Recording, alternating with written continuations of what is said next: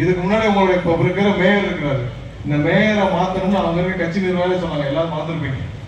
அங்க இருக்கிற கட்சி திமுக அந்த மேயரை மாத்தணும்னு போர்க்கொடி தூக்கினாங்க.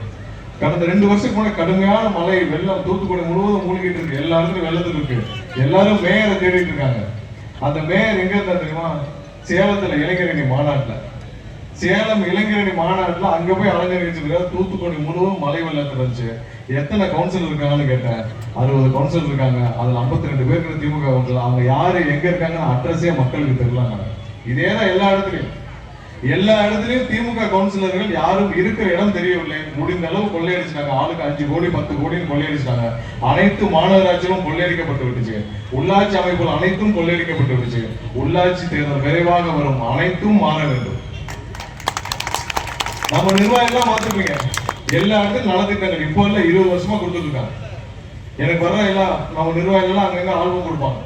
என்னன்னா 20 வருஷத்துக்கு முன்னாடி இதே மாதிரி நலத்திட்ட உதவிகள் எல்லா இடத்துலையும் செஞ்சுட்டு இருக்காங்க. அன்னைக்கு ஆட்சிக்கு வருமா தெரியாது, அன்னைக்கு இதே மாதிரி கவர்மெண்ட் பாமாமா தெரியாது, இதே மாதிரி அனைத்தும் அமைச்சர்கள் இத்தனை எம்எல்ஏக்கள் வருவாங்களா தெரியாது. எல்லாம் தெரியாமல் 20 வருஷமா 25 வருஷமா நலத்திட்ட உதவி செஞ்சுட்டு இருக்காங்க. இன்னைக்கு செஞ்சுட்டு இருக்காங்க. நாளைக்கு உள்ளாட்சி தேர்தல் வரும். உள்ளாட்சி தேர்தல் அனைத்தும் மாற வேண்டும். ஊர்ல இல்லாத ஒரு மேயர், இருக்கிற இடம் தெரியாத ஒரு கவுன்சிலர், இவங்களை வச்சுக்கிட்டு எத்தனை நாள் இந்த மாநகராட்சி ஆகும்?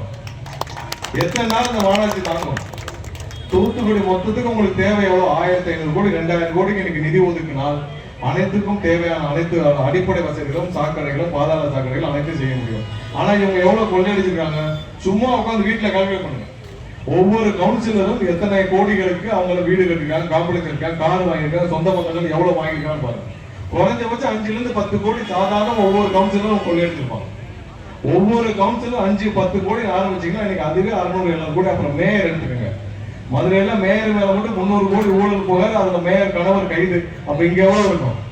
அவ்வளவுதான் மொத்த மாநகராட்சி. நம்மளுடைய நிதி தேவை எவ்வளவோ அதை விட அதிகமாவே கொள்ளையடிச்சாங்க. அதிகமா கொள்ளையடிச்ச அனைத்தையும் நம்ம வீட்டுக்கு அனுப்பாம மற்ற வேலையே செய்ய முடியாது.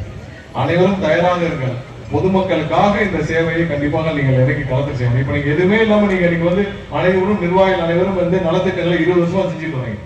இனி அடுத்த உள்ளாட்சி தேர்தலிலும் இதே மாதிரி ஒரு அங்கீகாரம் மக்கள் நமக்கு வழங்குவார்கள். தளபதிக்காக விசில் சின்னத்துல நீங்க மாநகராட்சி முழுவதும் விசில் சின்னத்துல தலைவருக்காக நிற்கும் அனைத்து வேட்பாளர்களும் அனைவரையும் கவுன்சிலராக எல்லாரும் தேர்ந்தெடுப்பாங்க. இதே போல நலத்திட்ட உதவிகள் மக்களுக்கு தேவையான அனைத்தையும் நீங்கள் செய்ய வேண்டும்.